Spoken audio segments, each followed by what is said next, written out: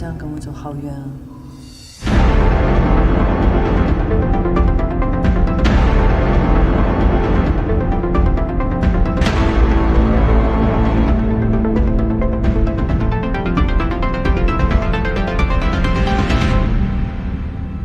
是一个爱情故事，虽然只有一半。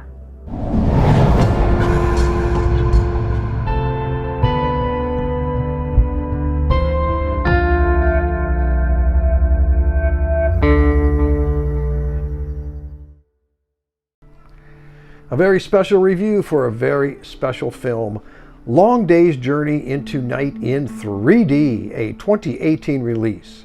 A 2-hour and 18-minute film. 1.85 to 1 aspect ratio, so you will get the black bars at the top and the bottom if you're watching this on a television set or like a screen that I have here. HD Master Audio 7.1, 5.1, or 2.0, whichever you want, you pick. This is currently 93% critics approval score on Rotten Tomatoes, 67% audience approval score on Rotten Tomatoes, 7.1 on Internet Movie Database. This is directed by Gan Bi, stars Tong Wei as Wan and Zhu Hong as Lu, Sylvia Chang as Wildcat's mother, and you got Hong Chi Li as Wildcat. I did the best I could to pronounce those names. This is a Chinese indie film. Won quite a few awards. So what do we have here? Well, this is a special film. So this is going to be a special review. I'm going to talk about the film after I present to you a sit down that I had with movie critic Dustpan Joe. He just happened to be in town, and I had an opportunity to sit down with my son and movie critic Dustpan Joe. So I'm going to go ahead and play that interview with you now. You'll get a little insight into the movie, and then I'm going to go ahead and I will give you my thoughts on the movie and my rating right after our interview. Thank you, and stay tuned. So, A Long Day's Journey into Night. It was your suggestion, and you picked that up for me. It was a gift. Appreciate it. I want to hear your opinion on the movie, and then maybe get into a little bit about the 3D. And it's good you got the title right. Surprised. I did, didn't I? Yeah, Long Day's Journey into Night. Not anything to do with the play or the 1950s movie. Oh, you know about the play and the movie. Once I Googled the movie, yeah, I knew what it was. Oh. But I don't think it has anything to do with it, they said. I think it's just a play on words. Yeah, we're just testing the audio. Two very different halves. First half, more kind of detective feeling, more kind of mystery. Didn't really know where things were going, but felt like it was more of a story. And the second half was all visuals, very, very pretty, very fun to look at. So it's almost like two separate movies in one. I agree. Yeah. I like the color palette. I like the noir feeling of it. It's almost, to me, it was almost like being in a video game, you know, the long drawn out shots, the water dripping on the lamp, and just the slow pan. It was almost like I was moving my mouse or I was playing a game, you know. Yeah, and I think the movie only works this well because it is, I think, a foreign movie. I think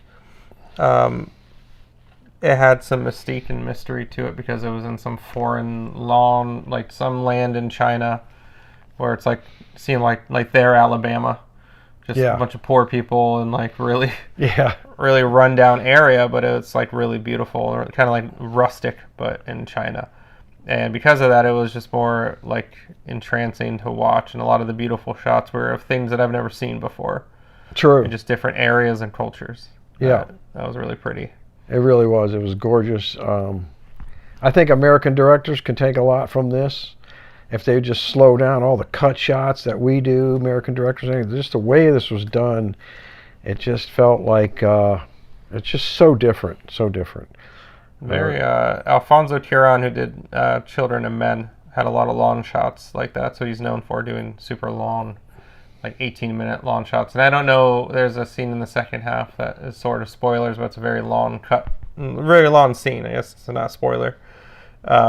And that's what it's known for. That's what like the advertising is. And I don't know if they did any like secret cuts in between, but it seems like one continuous take. Yeah, I think I read it was like 59 minutes of one take or something like that, which is unbelievable. Yeah, and it was and it's pretty cool that you can not only like the choreography that you have to do with all the actors to get all the set pieces correct, and to practice. I'm sure it took them weeks. I mean, we could look at the special features, which we didn't look at.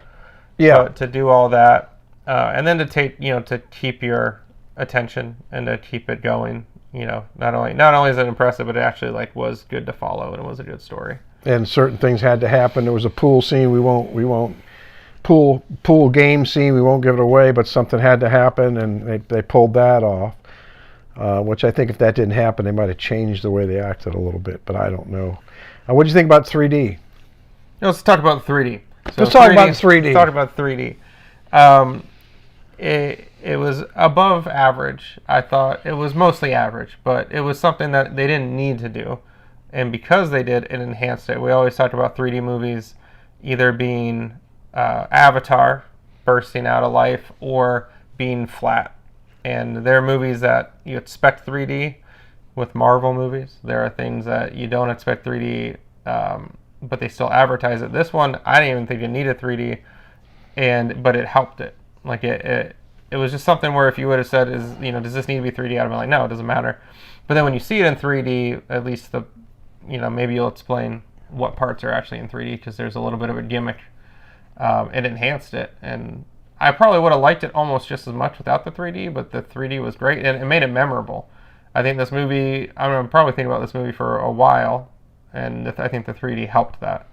I agree with you. I think it helped too. It was kind of weird where it was half. They want you to put your glasses on, but there's really no 3D to the second half of the film. And it was pretty, a little bit of spoils here. And I thought it was all into the window. There's no pop-outs. There's nothing like that. It's all into the window, but it was beautiful. It really was beautiful 3D. And you know when to put your glasses on. So how would you rate the film, and how would you rate the 3D? Before you get into that, let me just say this. I agree with you. There's something about this film that stuck with me and is sticking with me and will stick with me to the point where I'll probably watch it again. Put it on a rainy day and watch it again, because there's so much things I think in the beginning that we didn't understand until we saw the end, and maybe we'll watch it again. I've been thinking about this movie so much that I didn't know I'd be sitting down here talking about it, and I already have several talking points just because I've been thinking about it. But when you said spoilers, then you didn't say anything after that. So basically the spoiler, I guess, it just has to do with the 3D, is in the beginning, it's not even a spoiler, but they say, this movie is not in 3D, put on your glasses when the main character does. Which... Then fast forward at about exactly the halfway mark, you put on your glasses, and so half the movie's in 3D, half the movie's not. And I don't know if that's a spoiler, but you should go into it knowing that not to check your glasses and not to check the Blu-ray to see if you put in the right disc like we did. That's true. And to see what's happening. It is a gimmick, but they do put a warning up before the movie even starts, so it's not really a full spoiler. Well, thanks, Joe. Are we going to rate the movie and rate the 3D? What do you think? What do you do it out of 5? Yeah, I do 5. I don't ever watch any of your videos. Quite frankly, you're embarrassing. No, you do it out of 5, and you give everything 4s and 5s. I thought the movie was, if we're doing out of 5, to me, I do out of 10. So it was to me, it was like a 7.5. I'd say it's a 4 or 3.8. For a movie. It gets a little bit of extra points because I'm going to think about it for a while, and it's something I haven't seen in a long time. There's a huge, not renaissance, but there's a lot of very beautiful Chinese movies right now coming out. A lot of artful kind of Criterion Collection. Criterion Collection has a lot of them, and I thought this was great.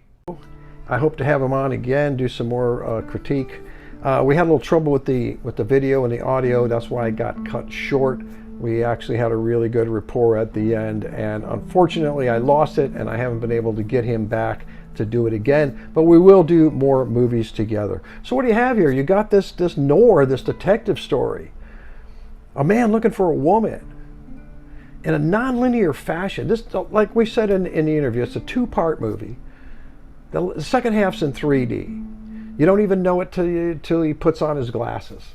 And you put on your glasses, and now you've got a 1 hour uncut shot, 59 minutes of 3D shot, uncut. Absolutely amazing. Took him 2 months to plan it. Special crane to pick the camera up. Amazing, amazing effort.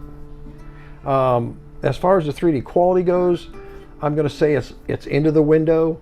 Nothing spectacular, but that's the way he wanted it. He didn't want any pop-outs at all.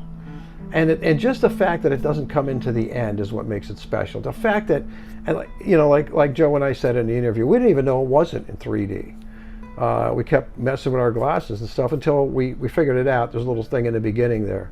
So when he puts his glasses on a movie theater, then you put yours on, and that's how it works. So that was this groundbreaking 3D thing here, where it's a pseudo film of 2D and 3D.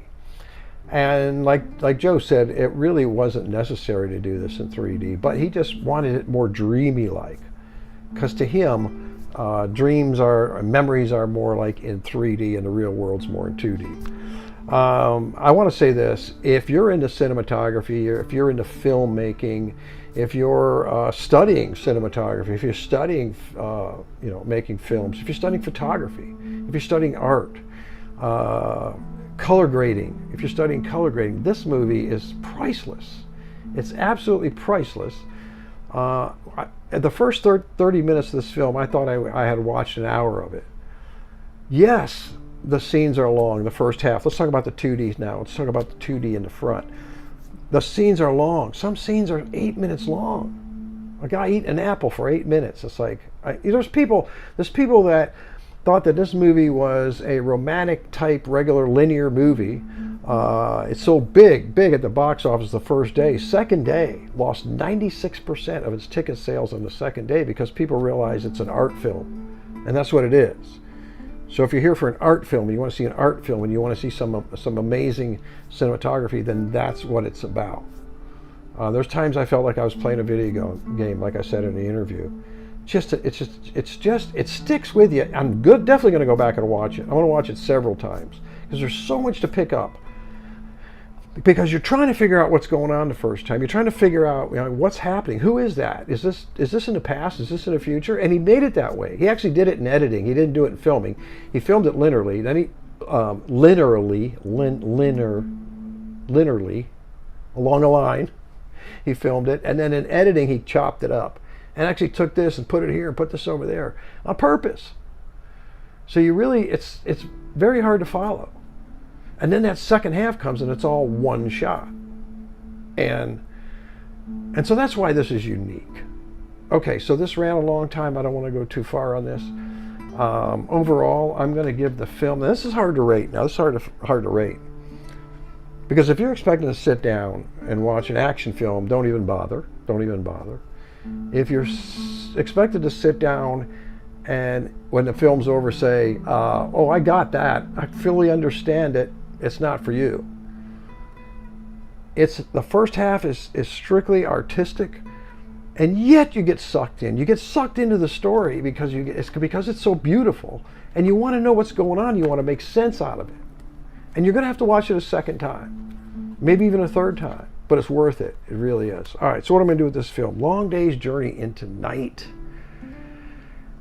Oh boy. Okay. So for a artistic film, it gets a 5. Without a doubt. For the 3D portion, because I like a lot of pop-outs and things like that, which it's not here, I'm going to give it 3.0 for the 3D. Yeah, I know it sounds kind of low, but it's kind of dark and it just kind of goes with the film, and that's just my take on it. I'm sorry, but I'm going to have to give it a 3 out of 5 for the 3D. But it's worth picking up if you want to see an art film that has 3D in it. And if you're into cinematography, and if you're into beautiful experience, then go ahead and pick it up. And that's my take on it. So what did you think? Did you see it? Did you see it in 3D? Did you see it in 2D? Leave some thoughts below. Leave some comments below. Let me know if I should maybe do some more interviews with movie critics. Maybe even have Dustpan Joe back on. Let me know. Leave some comments below. I want you to hit that like and subscribe button. I want you to have a good night. We have a lot more reviews coming out. I want you to stay safe, and as always, God bless.